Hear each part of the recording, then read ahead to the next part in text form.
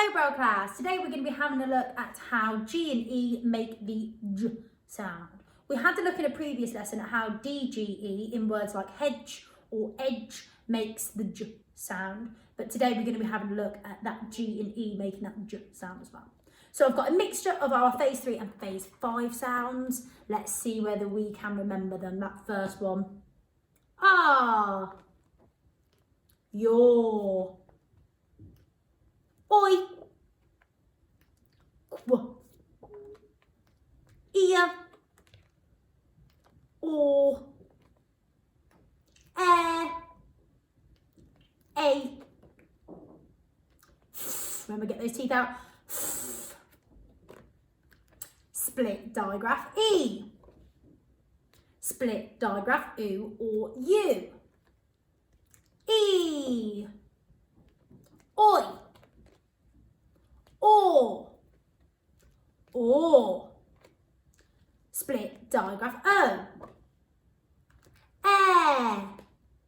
And we're back at the beginning. Well done, superstars. So, before we had a look at the sound J.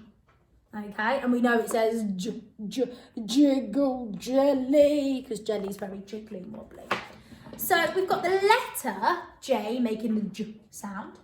We had a look previously in a lesson at how D, G and E makes the J sound. And today we're having a look at how G and E can make the J sound too. The difference between using a G and E on the end and a DGE is all to do with vowels and consonants. So if we have a long vowel like A, E, I, O, U or Y, then we use G and E after it. So let me just show you on this one. We've got P, A. So because we've got that A before the J, we add the G and E. It's not DGE. We also add the G and E if before it there is a consonant. Okay, so for example, like R, that R sound is a consonant. So we'd add the G and E on the end. When we use DGE on the end, that's when it comes after a short vowel. Like A, I, O, E, Y. So for example, in the word badge, you've got but, A. So that short vowel means we don't add G and E on the end, we add D, G and E, like that. Hopefully that makes sense. It's quite confusing. But today we're going to be having a look at adding GE on the end of those words, making the J sound. So let's see whether we can segment the first word, P, A, and that G and E makes J, P, age, P, age, P, age, page. Like I read up to page 167 in my book. Next one.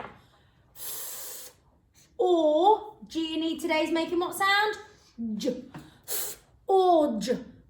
Orge. Orge. Forge. Next one. R. G and E today's making J. Arge. Arge. Arge. Large. Like Miss Bailey ate a very large piece of cake. And the last one, you can see I've done a mistake here. Unfortunately, on my board, I can't rub out. So Miss Bailey has had to make the A a little bit larger because I made it a bit smaller originally. So I've coloured it in. So, age, age, age, age, cage. Next one, let's try this one. Barge, barge, barge, barge, barge. Like for example, if you had a boat on the canal, barge, barge. And the last one, ch. This one's quite a difficult one because that A makes an A sound in this word. J, ch, A, j, ch, A, j, ch, A, j. Change, as in I need to change my clothes, or I got some change from the shopkeeper when I bought my chocolate bar. Change. So today we've been having a look at the GE making the sound J on the end of those words. And you can see that all at the end. So we've got G at the end of forge, G at the end of large, G at the end of cage, G at the end of change, G at the end of bar, G at the end of page. So think about when you're writing those words, where that G and E goes. And remember, what sound does it make, everybody? J. So let's see whether you can spell some of these words now. Remember, I'm going to say the word, then pause the video, have a chance to write it. If you want to challenge yourself, you can write a sentence for that word in too. So can you spell the word change? Change, as in I need to change my clothes because they got all dirty. Change. Remember, that's a hard one because what's making the A sound? It's just one letter. Change. And pause that video. Let's see if you're right. Remember, we're going to tick off our own work. And it doesn't matter whether you got it wrong because you can just edit it and change it. So we've got C and H making ch. The A is making the A sound. That's a hard one. We've then got N and then G and E making our J sound today. Change. Next one. Can you spell the word large? Large. Miss Bailey ate a large pizza to herself. Very greedy, Miss Bailey. Large. Remember, pause that video. Let's see whether you're right. Let's tick it off or correct it. So, first sound. I've got L, R, which is A and R, and then our G and E from today. Well done if you got that one right. L-A-R-G-E. Next one. Can you spell the word page? Page. I flipped the page to read the next part of the story. Page.